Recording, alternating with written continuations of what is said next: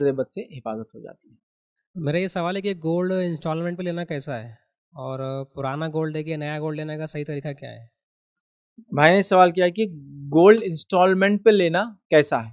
तो याद रखिए, गोल्ड का इंस्टॉलमेंट पे लेना हराम है, याद रखिए। तो देना भी हराम हो जब लेना हराम है। तो गोल्ड का इंस्टॉलमेंट पे बेचना और गोल्ड का इंस्टॉलमेंट पे खरीदना, ये दोनों ही मामले हराम है। ये रिबा और सूद के अंदर आता है। वैसे रिबा और सूद की कई अकसाम है, अभी वक्त नहीं, मैं इंशाल्लाह कहीं मौका मिला तो हम सूद के कितने अकसाम होते हैं, अलग अलग अरबी में नाम होते हैं, वो सब हम देखेंगे। बट इतनी बात आप समझ ले, इंस्टॉलमेंट पे गोल्ड लिया दिया नहीं जा सकता है। नबी अकरम सल्लल्लाहु अलैहि वसल्लम ने फरमाया, सोना सोने से और चांदी चांदी से और गेहूं गेहूं से और जौ जौ से और नमक नमक से, उसी वक्त और हाथ पर हाथ, मतलब इस हाथ से दे उस हाथ से ले और उसी वक्त उसकी ट्रेडिंग होगी। तो लिहाजा गोल्ड की ट्रेडिंग का रूल ये है, कंडीशन नंबर 1, गोल्ड जितना है उतना ही गोल्ड दिया जाएगा, या गोल्ड जितना है उतना करेंसी या सिल्वर या कैश दिया जाएगा। समझ रहे हो? और वो फर्स्ट कंडीशन है, और उसी मजलिस में होगा वो। दो कंडीशन है उसकी, गोल्ड, सिल्वर, व्हीट, बार्ली और सॉल्ट। इनकी कंडीशन क्या है? हाथ पर हाथ, जितना क्वांटिटी उतनी क्वांटिटी, और जब भी हाथ से हाथ, मतलब जब भी उसका सौदा होगा। तो दो कंडीशन, क्वांटिटी क्वांटिटी और क्वांटिटी क्वांटिटी, या तो क्वांटिटी कैश, क्वांटिटी सिल्वर, क्योंकि आजकल बहुत सारे मीडियम है किसी चीज को लेने की।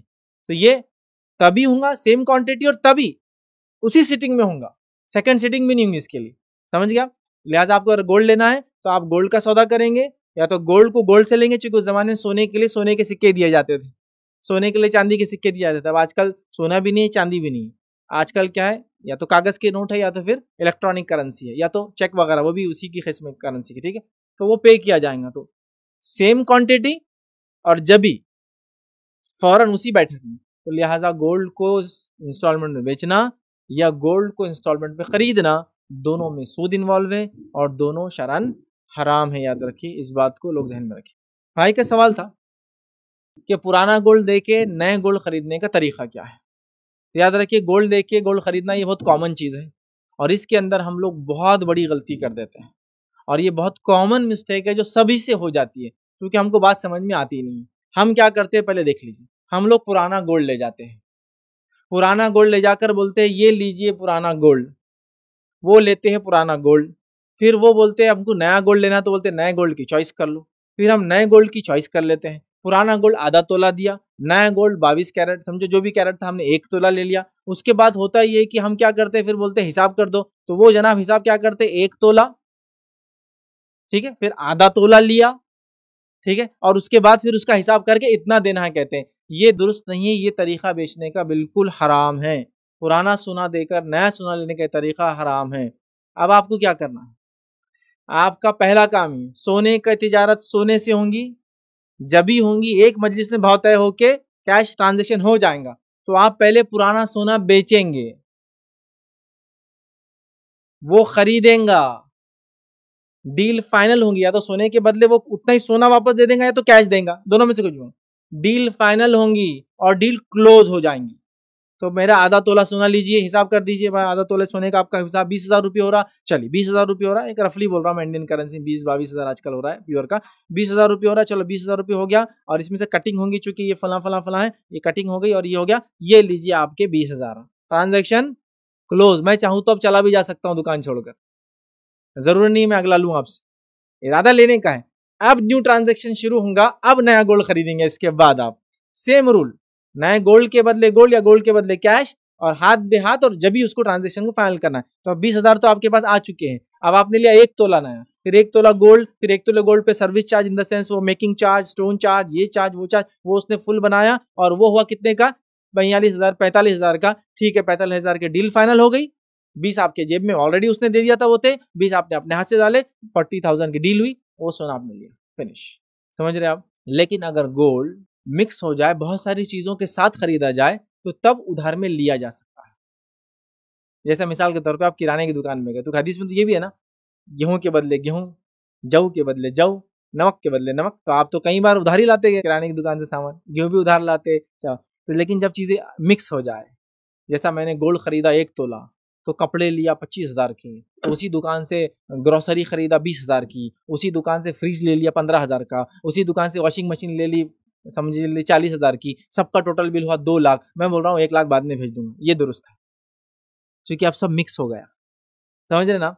तो मिक्स हो गया तो ये माना जाएगा कि गोल्ड का अदा हो गया जो दिया गया उसमें, जो 1 लाख दे दिया आपने, और 1 लाख जो बाकी है वो मशीन और फ्रिज और ग्रोसरी और इसका बाकी है, मिक्स, मतलब आपने कार्ट बना, कार्ट समझते ना, सब चीजों को डाल दिया आपने, उसमें गोल्ड भी आ गया, तो गोल्ड की रिंग लिया एक मैंने मॉल से, फुला लिया, और मेरे दोस्त का ही मॉल है, मेरा पड़ोसी है, मेरा उस पर खाता है, तो मैं बोल रहा हूँ भाई 1 लाख ले लो, 2 लाख का बिल हुआ, 1 लाख बाद में, ये दुरुस्त है, क्यों?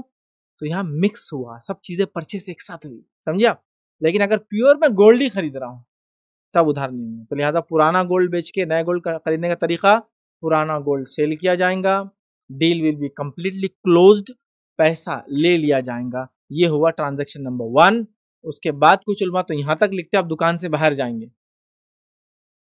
और फिर अंदर आएंगे, ये तक लिखता है, कुछ ने कहा नहीं जरूरी नहीं है, वो उसी मजलिस में ट्रांजेक्शन क्लोज हो सकता है, कुछ ने कहा नहीं ट्रांजेक्शन क्लोज के लिए दोनों का अलग होना जरूरी है, तो कुछ उलमा लिखते हैं आप जब ये फर्स्ट ट्रांजेक्शन करेंगे 20,000 लेंगे तो दुकान से बाहर जाएंगे, फिर री इंटर होंगे और फिर बोलेंगे सेकंड डील, अब मुझे खरीदना है, अच्छा चाहूँ तो खरीदूँ, चाहूँ तो ना खरीदूँ, 20,000 लेके मैं चले भी जा सकता हूँ, क्योंकि तो इसमें बड़ा मसला होता है, आधा तोला लेंगे 1 तोला देंगे तो उसमें भी उनके कंसिडरेशन शुरू हो जाते हैं, इसमें इतना काटता उसे फला करता है, ये नहीं होना चाहिए, ये डील फर्स्ट वो deal second.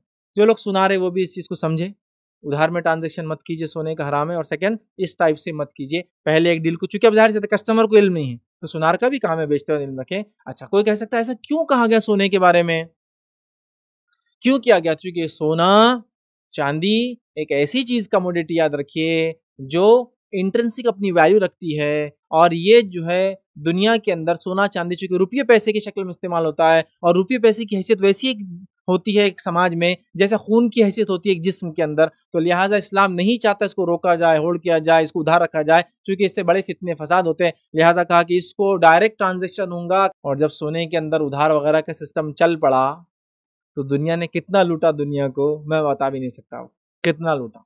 Second world war हुई, अगर आपको पता हो तो। सोना क्या है, सोने की तारीख पढ़िए, सोना क्या है, सोने को सिर्फ समझ ही याद रखिए, वो उर्दू वाला सोना नहीं, गोल्ड, समझ रहे हो, उसको आप समझिए, उसकी बड़ी वैल्यू है, शरण भी उसकी बड़ा उसका मुकाम है, याद रखिए। नबी अकरम सल्लल्लाहु अलैहि वसल्लम के ज़माने का 1 दिनार अगर आज हमको मिलता है सोने का सिक्का, उसकी वैल्यू क्या होंगी आज? नहीं 1450 साल पहले का सिक्का नहीं चलता, चलो निकलो यहाँ से, क्या वैल्यू? एक तो गोल्ड की वैल्यू अपनी जगह है, 4 ग्राम का रहता था वो तो है ही, और गोल्ड के साथ साथ अगर 1450 साल पुराना है तो उसकी अपनी एक वैल्यू है, उसको कहते हैं उसकी एक एंशंट होने की वजह से, एक उसकी क्या बोलते हैं, एक मार्केट के अंदर हिस्टोरिकल होने की वजह से उसका एक अपना गुडविल रहती है। तो बोलेंगे भाई अकबर के ज़माने का सिक्का सोने का, तो अकबर के ज़माने का सोने का सिक्का ऑलरेडी सोने का कॉस्ट दो, समझो एक 10 ग्राम का है तो 1 तोले का वो कॉस्ट, उसके बाद अकबर का है गुडविल, तो भाई 2 लाख में बिकेंगे आप समझ रहे, तो उसकी इंट्रेंसिक वैल्यू। अब मैं आपको एग्जांपल देता हूँ, 100 साल पुराना नोट अब निकला, अब आप मार्केट में जाएंगे लेकर चलेंगे, हो कोई कलेक्टर ही खरीद लिया उसको कुछ भाव में तो ठीक है, वरना उसी को वैल्यू नहीं, उससे कुछ खरीदा और बेचा नहीं जा सकता, आप समझ रहे हैं बात। तो गोल्ड एक बहुत इंपॉर्टेंट चीज़ है, याद रखिए। सेकेंड वर्ल्ड वॉर में अमेरिका ने पूरे दुनिया का, पूरे यूरोप का गोल्ड खा गया, मालूम, ये कहा कि भाई गोल्ड हमको दो, हम तुमको आर्म्स एंड एम्यूनिशन देंगे, और गोल्ड लेके रख लिया, जिसका नतीजा क्या हुआ, फिर गोल्ड उन्होंने लिया और कहा कि अब दुनिया का पूरा पैसा गोल्ड के हिसाब से चलता था, तो कहा अब चूंकि गोल्ड मेरे पास आ गया है लिहाजा मैं वैल्यू तय करूंगा दुनिया में पैसे की, ये पहले फेज में हुआ। फिर उसके बाद ये हुआ कि गोल्ड बैक पीछे से हटने लगा और गोल्ड कम हो गया और नोटा ज़्यादा छपने लगी, तो फिर अमेरिका ने कहा कि अब मेरा डॉलर गोल्ड को बैक कर रहा है, पहले गोल्ड बैक करता था हमारी करेंसी को, फिर उन्होंने कहा कि अब हमारा डॉलर गोल्ड को बैकिंग करता है, लिहाजा डॉलर को संभालो, तो गोल्ड संभलेगा। इसी का नतीजा है कि पूरे दुनिया में शरारत करने के बावजूद अमेरिका का डॉलर कभी गिरता नहीं है, चूंकि डॉलर गिरेगा तो पूरे वर्ल्ड की इकोनॉमी गिर जाती है, क्योंकि वो बैक गोल्ड है। लेकिन मेरा ये गुमान है, सिर्फ अल्लाह करे गलत हो, अभी सिर्फ डॉलर बाकी है, गोल्ड गायब है पीछे से, अभी सिर्फ डॉलर बाकी है, उसके पीछे गोल्ड आपको कुछ भी नहीं मिलने वाला, चूंकि 1 आउंस के बदले में 1 डॉलर था, या शायद मैं समझता हूँ 1 आउंस के बदले में 3 पॉइंट समथिंग डॉलर उन्होंने परचेज किया था तब दुनिया से, कि भाई इतना सोने के सिक्के लाओ तो इतने डॉलर ले जाओ। अब मैं समझता हूँ उसके ट्रिलियंस ऑफ डॉलर उसके ज़्यादा छाप दिए उन्होंने सिक्कों से। बहरहाल तो इसको समझिए सोना, इसीलिए इस्लाम सोने को उधार तिजारत बिल्कुल नहीं, क्योंकि ये ऐसा जैसे खून एक जिस्म में, इसको ट्रांजेक्शन होगा, ऑन द स्पॉट होगा और कैश लेकर कैश गोल्ड के अगेंस्ट गोल्ड में होगा या गोल्ड के अगेंस्ट सिल्वर में होगा या गोल्ड के अगेंस्ट जो भी उस जमाने की करेंसी होंगी जिसमें वो लिया और दिया जाएगा उसमें होगा, उसी स्पॉट पे होगा, नो उधार। ठीक है, तो लिहाजा उधार में सिल्वर या गोल्ड, सिल्वर भी काउंट कीजिए उसमें, आपने गोल्ड पूछा था, सिल्वर भी उसमें नहीं ले सकते आप उधार, सिल्वर और गोल्ड चूंकि कॉमनली होता है। प्लैटिनम हो गया और दूसरे धातु जो बिक रहे आजकल जिसको कहते हैं प्रेशियस मेटल, उसका कोई मसला नहीं। गोल्ड डायमंड हो गया, प्लैटिनम हो गया, और क्या है, अगर लेकिन गोल्ड है, ग्रीन गोल्ड हो, येलो गोल्ड हो, पिंक गोल्ड हो, गोल्ड है तो गोल्ड है।